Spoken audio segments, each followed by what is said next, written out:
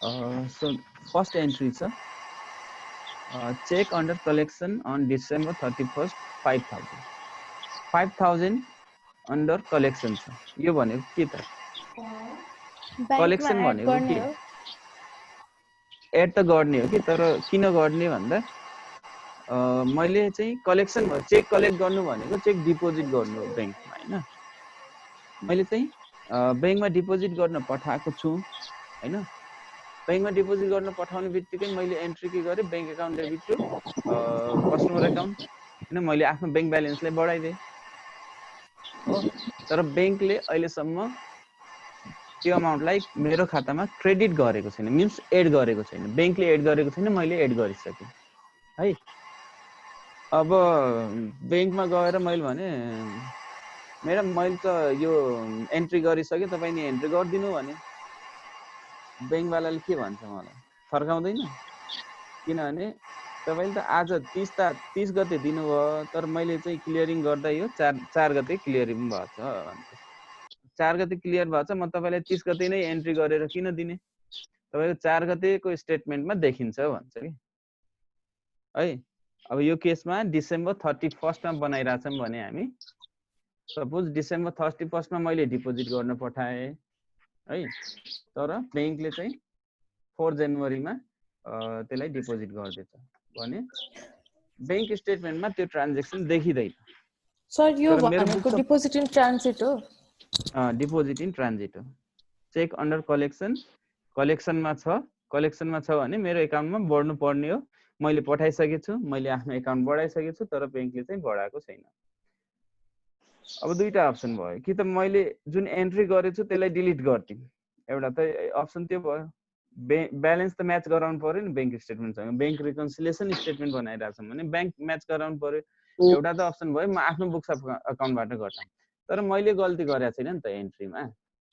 हुन त बैंकले पनि गल्ती गरेको छैन, तर पछि टाइमिङ डिफरेन्स हो। यो भनेको टाइमिङ डिफरेन्स हो, 3-4 गतेतिर क्लियर हुन्छ। अहिलेलाई म के गर्छु, बैंकले मेरो एकाउन्टलाई बढाइदिएको म एज्युम गर्छु सो बीआरएस मा देखाउँदाखेरि जुन बैंकको अमाउन्ट छ त्यसलाई म बढाएर देखाउँछु। 5000 deposit in transit cheque send for collection भन्दा नि हुन्छ, यसलाई चेक सेन्ड फर कलेक्सन भन्दा नि हुन्छ।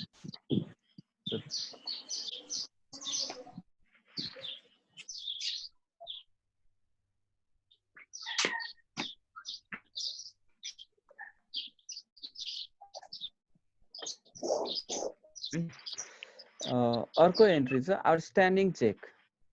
अब आउटस्ट्यान्डिङ चेक भनेको मैले चेक चाहिँ इस्यु गरिसके तर क्लियर भएको छैन। जुन मान्छेलाई मैले चेक दिएछु त्यो मान्छेले बैंकमा लगेर त्यो चेक प्रेजेन्ट गरेको छैन, त्यस्तो भनेको आउटस्ट्यान्डिङ चेक पनि भन्छ। त्यसलाई चेक नट प्रेजेन्टेड पनि भन्छ। Cheque issued but not presented at the bank है। आउटस्ट्यान्डिङ चेकलाई के गर्ने, बैंकतिर लेस गर्ने, किनभने मैले आफ्नो बुक्स अकाउन्टमा लेस गरिसके है। यसको दुईटा अप्सन भयो, कि त मैले आफ्नो बुकमा एड गरेर देखाउने, तर मैले मिस्टेक गरेको हैन नि त। बैंकले अहिलेसम्म त्यो चेक देखाएको छैन बैंक स्टेटमेन्टमा। अब भोलिको दिनमा जसलाई मैले चेक दिएको चेक लगेर जान्छ बैंकमा र प्रेजेन्ट गर्छ, क्यास विथड्र गर्छ। अहिले त मैले आफ्नो एन्ट्री डिलिट गर्नु परेन नि त, बरु टाइमिङ डिफरेन्सको कारणले जुन यो डिफरेन्स भएको छ त्यसलाई चाहिँ एडजस्ट गर्नलाई एउटा बैंक रिकन्सिलिएसन स्टेटमेन्ट बनाउँछ। सो आउटस्ट्यान्डिङ चेकमा 20,000 है। त्यसपछि a check for ₹21,000 issued to suppliers was recorded by the bank। के भन्छ, एउटा चेक जुन मैले 21,000 को चेक काटेको थिए हैन, तर बैंकले रेकर्ड गर्दा 20,100 रेकर्ड भयो। अब यसमा सेम स्टेप फलो गर्ने। पहिला त डिफरेन्स फाइन्ड, यो एररको हो है कुरा, एररको आइराछ। बैंकले एन्ट्री गर्दा एरर गरेको छ है। अब पहिला त डिफरेन्स फाइन्ड आउट गर्ने। स्टेप 1 मा डिफरेन्स फाइन्ड आउट गर्ने। डिफरेन्स कति छ? 21,000 को डिफरेन्स, 21,000 र 20,100 को डिफरेन्स 21,000 माइनस 20,100 सो 900 को फरक आयो, 900 को फरक आयो हैन। अब त्यसपछि कसको मिस्टेक हो हेर्ने, बैंकको मिस्टेक हो, बैंक साइडतिर हुन्छ भन्ने थाहा भयो हामीलाई हैन। अब फाइन्ड आउट गर्ने whether balance has been decreased or increased due to the error। यो एररले गर्दा मेरो ब्यालेन्स डिक्रिज भएको छ कि इन्क्रिज भएको छ? हुनुपर्ने 21000 होइन, डिक्रिज त दुईटै केसमा डिक्रिज भएको छ। हेर 21000 भनेको पनि ब्यालेन्स डिक्रिज हुनु हो, 20100 भने पनि ब्यालेन्स, किनभने मैले त चेक काटेर दिएको हो नि त, त्यसले ब्यालेन्स त डिक्रिज गर्छ, तर कुनमा बढी डिक्रिज भएको छ? मैले बुक्स अफ एकाउन्टमा 21000 ले घटाए हैन, तर बैंकले 20100 ले मात्रै घटायो। बुक्समा बढी डिक्रिज भछ नि त हैन। बैंकमा के देखिरहेछ, ब्यालेन्स अझ नि बढी छ, बढी देखिरहेछ, उले कम घटायो। कम घटाउनु भनेको बढी देखिनु हो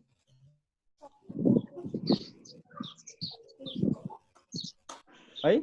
यसले गर्दा बैंक स्टेटमेन्टको ब्यालेन्स चाहिँ के भयो, बढी देखियो हो। बुझिरहेछ कि छैन? यसले गर्दा बैंक स्टेटमेन्टको ब्यालेन्स बढी देखियो, किनभने उले कम घटायो, थोरै घटायो नि त। 20100 मात्र घटायो, जबकि 21000 घटाउनु पर्ने थियो हो। क्लियर भयो नि कुरा? अब चाहिँ के गर्ने, एड गर्ने कि लेस गर्ने? लेस गर्ने।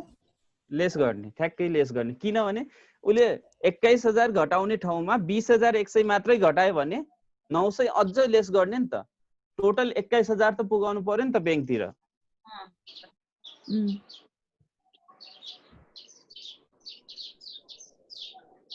सो लेस साइडमा बी नम्बरमा एरर बाइ बैंक। अब यो एरर जुन बेला रेक्टिफाई हुन्छ त्यो बेला यसको इफेक्ट चाहिँ निल भइहाल्छ है। 900 सर जसले मिस्टेक गरेको त्यसकै साइडमा मात्र अमाउन्ट त्यो घटी कि बढी हुन्छ भनेर राख्ने हो। मतलब यो ब्याङ्कले मिस्टेक गरेको हो, अब ब्याङ्कले धेरै गरेको छ भनेदेखि के रे कम गरेको छ भनेदेखि एड गर्ने, के रे बढी गरेको छ भनेदेखि चाहिँ लेसमा राखिदिने। मिस्टेकले गर्दा चाहिँ अमाउन्ट बढ्यो कि घट्यो भन्ने हो। ब्यालेन्स चाहिँ अमाउन्ट भन्दा नि ब्यालेन्स बढ्यो कि घट्यो भन्ने हो के। पहिला त मिस्टेक फाइन्ड आउट गर्ने कसले गरेको, बैंकले मिस्टेक गरेछ भने अब त्यसको इफेक्ट के भयो त, ब्यालेन्सलाई बढायो कि घटायो। अब यो केसमा चाहिँ ब्यालेन्सलाई बढाएको छ हो कि हैन? किनभने 21000 घटाउनु पर्ने ठाउँमा 20100 मात्र घटायो बैंकले भने ब्यालेन्स बढायो नि त बैंक स्टेटमेन्टमा। अब घटाउने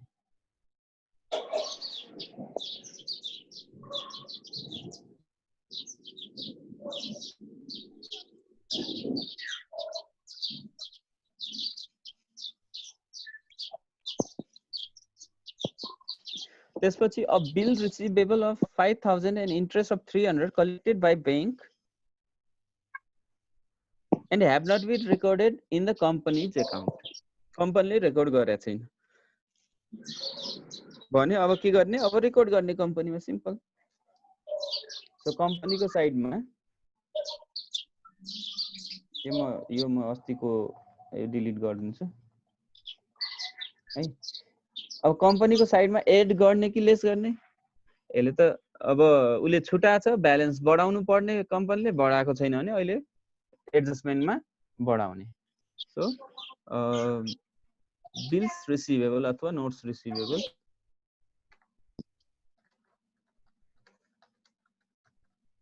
bills receivable collected by bank.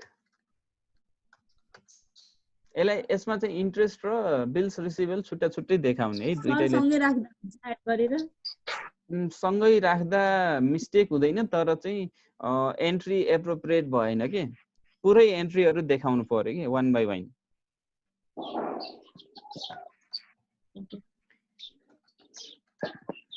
Interest on bills receivable भनेर देखाउने 300।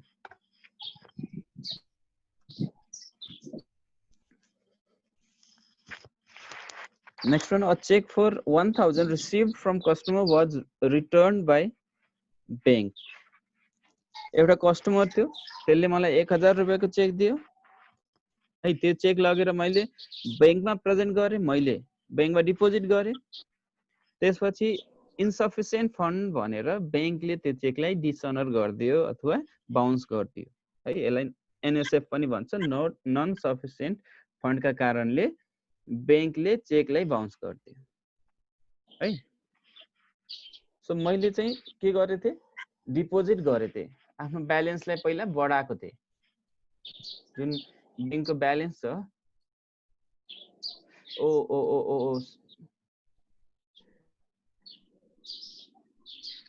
जुन बैंकको ब्यालेन्स छ त्यसलाई मैले पहिला बढाएको थिएँ बाई मिस्टेक भन्नाले अब बढाउन चेक डिपोजिट गर्दाखेरि बढाएको थिएँ, तर अहिले त्यो चेक रिटर्न भएर आयो भने यसमा बैंकको कुनै मिस्टेक छैन है।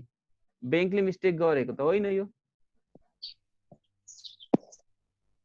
त्यही भएर हामीले आफ्नो बुक्समा नै त्यसको एडजस्टमेन्ट गर्नु पर्यो कि। एनएसएफ चेक भनेर हामीले नै आफ्नो बुकमा एडजस्टमेन्ट गर्नु पर्यो। मैले पहिला चेक लगेर बैंकमा डिपोजिट गरेको थिएँ र मेरो क्याश ब्यालेन्सलाई, क्याश लेजरलाई बढाएको थिएँ 1000 रुपैयाँले। अब त्यो चेक बाउन्स भयो, रिटर्न ब्याक भयो, मेरो खाता घट्यो, तर यसमा कुनै बैंकको मिस्टेक छैन के। मेरो कस्टमरको मिस्टेक छ। कस्टमरको एकाउन्टमा सफिसिएन्ट फन्ड थिएन, त्यही भएर रिजेक्ट भयो। सो बैंकतिर एडजस्टमेन्ट हुँदैन कि यसको। यो एडजस्टमेन्ट हुने भनेको बुक्समै हो। सो मेरो बुक्समा जुन देखिरहेछ 1000 बढी, त्यसलाई मैले अहिले लेस गरिदिएको एनएसएफ चेकले। त्यसपछि सर्भिस चार्ज बाई बैंक। बैंकले सर्भिस चार्ज लियो। अब चेक रिटर्न भयो होला, त्यो चेक रिटर्न गर्दा जुन चार्ज हुन्छ त्यो चार्ज लियो होला। सो बैंक चार्जेस जुन छ, बैंकले मेरो खाताबाट डिडक्ट गरेको हुन्छ कि, तर मैले त्यो एन्ट्री गरेको हुँदैन। त्यही भएर एडजस्टमेन्टमा गर्दा मेरो आफ्नो खातालाई घटाउनु पर्यो। मैले बीमा bank charges, bank service charge ₹100। त्यसपछि in accordance with the companies standing instruction, the bank paid insurance premium 3000 for the company's car. This does not appear in the books of company. एउटा इन्स्योरेन्स प्रिमियम पे गर्नु पर्ने थियो। मैले चाहिँ पहिले नै उलाई फोन गरेर बैंकलाई ल मेरो इन्स्योरेन्स प्रिमियम पे गर्ने ड्यू डेट भयो भने त्यो पे गरिदिनु भनेर बैंकलाई इन्स्ट्रक्सन दिएको थिए। बैंकले त्यही अनुसारले पे पनि गर्दियो, तर मलाई चाहिँ त्यसको रिसिट अथवा के आएको थिएन होला। त्यही भएर मैले एन्ट्री गरे छैन आफ्नो बुक्स अफ अकाउन्ट्स है। बैंकले मेरो खाता घटाइदिएछ, तर मैले चाहिँ घटाएको छैन। सो के गर्ने, लेस गर्ने बुक अकाउन्टबाट, बुक्स अफ अकाउन्ट्सबाट लेस गर्ने। Insurance premium paid by bank भनेर लेस गर्ने।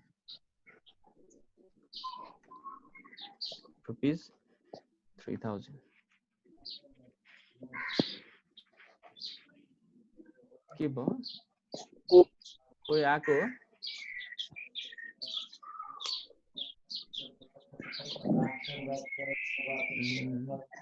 ओके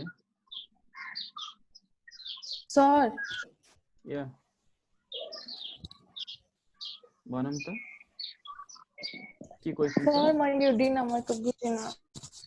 डी नम्बरमा बिल्स रिसिभेबल वाला हो सर। बिल्स रिसिभेबल भनेको कुनै मिन्स प्रोमिसरी नोट जस्तो हो कि कुनै मान्छेले मलाई सर्टेन टाइम पिरियडमा चाहिँ यति पैसा दिन्छु भनेर एउटा के भन्छ प्रोमिस नोट दिएको हुन्छ कि प्रोमिसरी नोट भन्छ त्यसलाई। एउटा लिखित स्टेटमेन्ट हुन्छ, त्यो स्टेटमेन्टमा चेक जस्तै हो कि बिल्स रिसिभेबल भनेको चेक जस्तै हो। त्यो चेकलाई म पर्टिकुलर डेटमा जुन डेट त्यहाँ बिल रिसिभेबलमा लेखेको छ त्यो डेटमा चाहिँ म इनक्यास गर्न सक्छु, त्यो साटेर म क्यास गर्न सक्छु। अब म त बिजनेसमै मलाई त्यो थाहै हुँदैन कि त्यो बिल्स रिसिभेबल कहिले म्याच्योर भइरहेछ है, 3 महिनापछि भइरहेछ कि 6 महिनापछि म्याच्योर भइरहेछ, त्यो मलाई ध्यानमा हुँदैन। त्यही भएर जति पनि मेरो बिल्स रिसिभेबलहरू छ त्यो मैले ब्याङ्कलाई सबमिट गरिदिएको हुन्छु कि ल ब्याङ्क मेरो बिल्स रिसिभेबल त राख र जुन डेटमा यो म्याच्योर हुन्छ त्यो डेटमा चाहिँ मेरो खातामा पैसा हालिदिनु भनेको है। त्यस्तो बिल्स रिसिभेबल यो 5000 को अमाउन्ट छ र त्यसमा ब्याज पनि आउँछ। बिल्स रिसिभेबलमा अब 3 महिनाको ब्याज, 6 महिनाको ब्याज, त्यस्तो ब्याज पनि हुन्छ। अनि त्यो पनि कलेक्ट गर्दैछ ब्याङ्कले चाहिँ कलेक्ट गर्दैको छ है। तर त्यसको इन्फर्मेसन मलाई आएको छैन कि मैले एकाउन्टिङ एन्ट्री गर्नलाई त्यसको इन्फर्मेसन त आउनु पर्यो। ब्याङ्कले कलेक्ट गरेर ब्याङ्क स्टेट मिन्स ब्याङ्क खाता बढाइदियो जुन चाहिँ ब्याङ्क स्टेटमेन्टमा देखिरहेछ, तर मेरो बुक्स अफ एकाउन्टमा त्यसको एन्ट्री भएको छैन भने कसकोमा एन्ट्री भएको छैन। ब्याङ्कले त सही एन्ट्री गरेछ नि, ब्याङ्कले त सच्याउनु पर्ने जरुरत छैन, तर मेरो बुक्स अफ एकाउन्ट्समा त्यसको एन्ट्री भएको छैन। एन्ट्री भएको छैन भने गर्नु पर्यो है। अब गर्नु त गर्नु पर्यो, अब घटाउने कि बढाउने त यो बिल्स रिसिभेबलले मेरो ब्यालेन्सलाई बढाउँछ कि घटाउँछ त्यो थाहा पाउनु पर्यो हामीले। अभियसली बिल्स रिसिभेबल भनेको ब्याङ्कले पैसा लिएको हो, सो बढाउनु पर्यो, सिम्पल। हस् सर, बुझ्यो।